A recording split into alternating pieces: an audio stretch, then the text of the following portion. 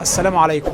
العلم التجريبي المعاصر اختلط للأسف الشديد بالفلسفة المادية، اختلط بالرؤية الإلحادية للعالم، وبالتالي كانت النتيجة قانون إبادة الأعراق البشرية الأدنى، قانون قتل الأعراق البشرية الأضعف، والمسمى بالانتخاب الطبيعي Natural Selection ما زال يدرس في جامعات العالم باعتباره علما. صح ولا غلط؟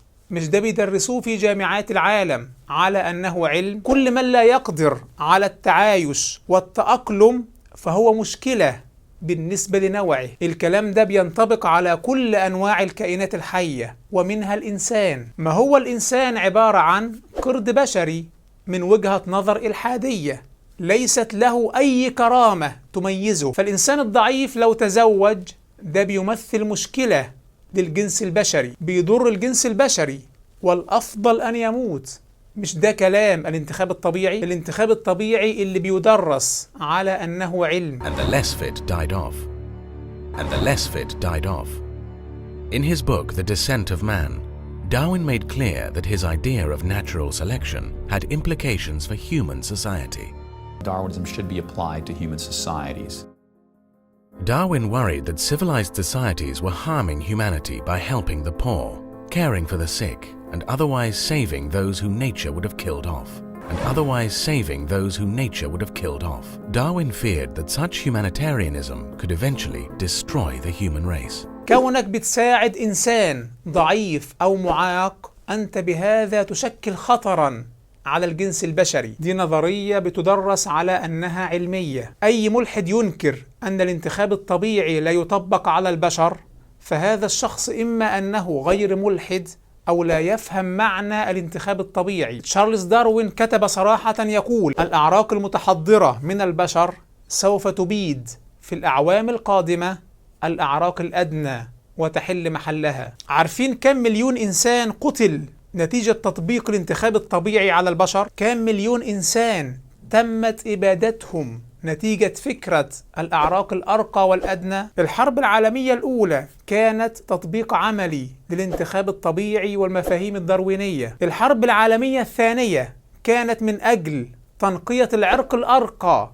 من الأعراق الأدنى. Leading German thinkers argued that war was an evolutionary necessity, a natural outgrowth of the Darwinian struggle for survival. الحروب العالمية التي لم يشهد لها تاريخ البشر مثيلا قامت من تحت رأس نظريات تدرس على أنها علم. من تحت رأس جريمة الانتخاب الطبيعي أبيد 250,000 إنسان في محرقة أكشن T4 في ألمانيا قبل حوالي 70 عاما. And you see the T4 euthanasia project, which was killing everybody considered unfit to live. أعلنوا باسم العلم حرب إبادة على الأعراق الأدنى، حرب إبادة على كل إنسان ضعيف أو مريض أو معاق، وقال لك هذا قانون من قوانين الطبيعة. طبعا أي ملحد ينكر هذه الحقائق فهو شخص يضحك على متابعيه حتى يبقوا على إلحادهم، أو أنه لا يعرف معنى إلحاده. نتيجة لخلط العلم بالإلحاد تم إدخال البشر إلى أقفاص الحيوانات باعتبارهم مراحل وسيطة بين العرق الأرقى وبين القردة. The placing of the boy in the cage with the monkey is an outrage. فالعلم المادي للأسف تتم أدلجته، يتم تلوينه حتى يوافق هوى من يقوم عليه. العلم المادي يمكن بكل بساطة أن يؤدلج، فهو ليس معصوما من الأدلجة، ليس معصوما من التبرير لأحقر الجرائم بحق الإنسان. الإلحاد أكبر خطر يهدد العلم، أكبر خطر يهدد الإنسان. الإلحاد بكل بساطة وبمنتهى الأريحية يحرف بوصلة العلم من نفع الإنسان إلى إبادته. بدلا من أن ننتفع بالعلم وبالأموال التي تنفق على هذا العلم يستخدم هذا العلم ضدنا. للأسف وقع بعض العلم في أيدي بعض الملاحدة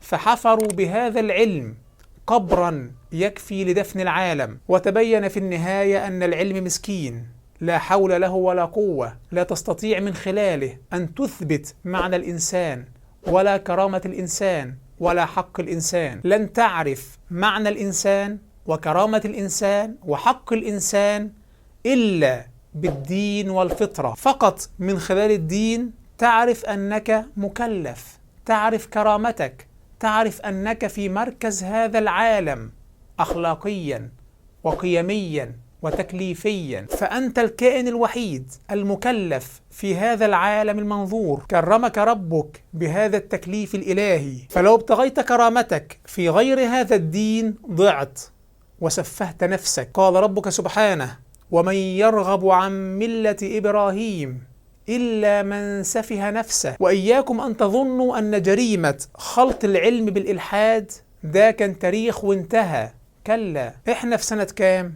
في سنة 2020. هل تعلمون كم مليون جنين تم قتلهم هذا العام نتيجة لنظريات علمية اختلط فيها العلم بالإلحاد، نتيجة لتلبس العلم بالرؤية الإلحادية المادية للعالم؟ أكثر من 25 مليون جنين تم قتلهم هذا العام، ولسه السنة ما خلصتش. كل هذا بسبب تلبس العلم بالرؤية المادية. في نظرية أسس لها الملاحدة بتقول: أنتوجوني ريكابيتيوليتس فايلوجوني. الأجنة هي مراحل حيوانية مختلفة، الجنين عبارة عن حيوان وبالتالي بلا قيمة. النظرية دي النهاردة بيتم تدريسها على أنها علم، وبناء على هذه النظرية الإجرامية تم تشريع القوانين التي تبيح قتل الأجنة، سنة القوانين التي تبرر قتل الأجنة بناء على هذه النظرية، وتقبل الناس قتل الأجنة بمنتهى الأريحية. الجنين حيوان، أنتوجوني ريكابيتيوليتس فايلوجوني. فأنت زعلان ليه؟ كبر دماغك، بلاش وخز الضمير الأخلاقي. أنت في عالم يسيطر على بعض جامعاته بعض الملاحدة، فده كلام بيدرس على إنه علم. If ontogeny recapitulates phylogeny, then children are somewhat closer to our roots as primates in the arboreal forest. الأطفال أقرب للحيوانات التي تعيش على الأشجار. ده مش الأجنة بس اللي طلعوا حيوانات، ده الأطفال أيضا طلعوا حيوانات. اقتل طفلك. عارفين كم جنين بيقتل سنويا والدساتير لا تستطيع أن تمنع هذه الجريمة؟ ده موقع بيعرض أعداد الأجنة التي تقتل عمدا، الأجنة التي يتم إجهاضها عمدا. السنة دي زي ما قلت لكم وحتى تصوير هذه الحلقة 25 مليون جنين تم قتلهم. قتل نتيجة لأدلجة العلم المادي على يد الملحدين في قرن واحد أكثر مما قتل على يد جميع الأيديولوجيات مجتمعة عبر التاريخ الإنساني. للأسف العلم المادي لم يمنع من التورط في الخرافة، بل هو قد يؤدلج ليوافق هذه الخرافة ويبرر لهذه الخرافة. فالعلم يلون، فما أيسر أن تتم أدلجة العلم لموافقة أي هوى. ليس فقط جرائم الإبادة، بل إن خلط العلم بالنظرة المادية أهدر على البشر مليارات الدولارات، أضر باقتصاد الكوكب. في كام مليار دولار بتنفق النهاردة في البحث العلمي على قضايا متعلقة بالغيب المحض كنشأة الكون، مع أن العلم نفسه بيعترف أن هناك جدران بلانك لا يمكن تجاوز هذه الجدران، في حدود للعلم لا يمكن أن يتخطاها. علميا يستحيل أن تعرف ماذا كان يحصل قبل 12⁻⁻⁴ من عمر الكون. مهما أوتيت من علم يستحيل أن تعرف. العلم نفسه يقر بذلك، ومع ذلك عندهم إصرار على الخوض في هذه المسائل، ينفقون مئات المليارات من الدولارات في هذا الأمر. مختبر سيرن العملاق، أكبر مختبر في العالم، صمم وأنشئ لبحث جواب سؤال كيف نشأ الكون. مئات المليارات تنفق من أجل إرضاء الكبر البشري. وبعد كل هذه المليارات التي أنفقت، ماذا قدموا في جواب هذا السؤال؟ لا يملكون إلا التأويلات والفرضيات والخيالات. فهذه مسائل لا سبيل لمعرفتها إلا بالوحي الإلهي. قل هل عندكم من علم فتخرجوه لنا؟ إن تتبعون إلا الظن وإن أنتم إلا تخرصون. ينفقون أموال طائلة في مسائل لن تعود على البشرية بأي نفع ولا بأي فائدة على الإطلاق. الغريبة إن بعد إنفاق كل هذه المبالغ الطائلة خرج رأس من رؤوسهم معترفا أن كل هذه الفرضيات التي وضعت والمتعلقة بهذه القضية من قضايا الغيب المحض كل هذه الفرضيات لا تعمل، غير صحيحة. And I will, to lift the suspense, I'll tell you my conclusion right away. That basically none of these approaches work. None of these approaches to try to avoid the beginning of the universe is successful. ده كلام ألكسندر فلينكن مدير معهد علم الكونيات. هذا الكلام قاله بعد أن قضى 25 عاما في البحث في فرضيات نشأة الكون، وفي الأخير يعترف أن كل هذه الفرضيات بلا معنى، مجرد تأويلات تافهة لا تعمل. وهو كان يوما ما واحدا من أصحاب هذه الفرضيات. للأسف ما زالت هذه الأموال تنفق. هذه الأموال كان من الأولى أن تنفق على أمور وعلى علوم نافعة، علوم تنفع البشر كالطب والصيدلة والهندسة والحوسبة والزراعة وغير ذلك. للأسف هؤلاء حادوا بالعلم كثيرا عن وجهته الأساسية.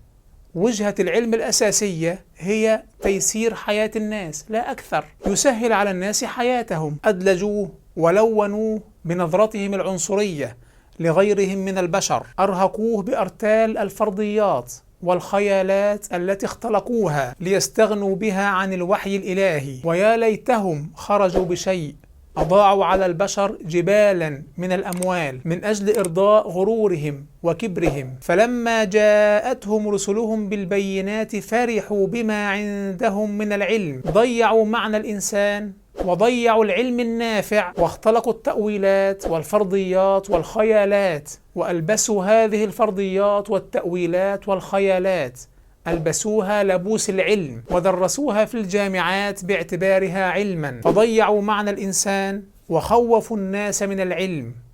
والسلام عليكم.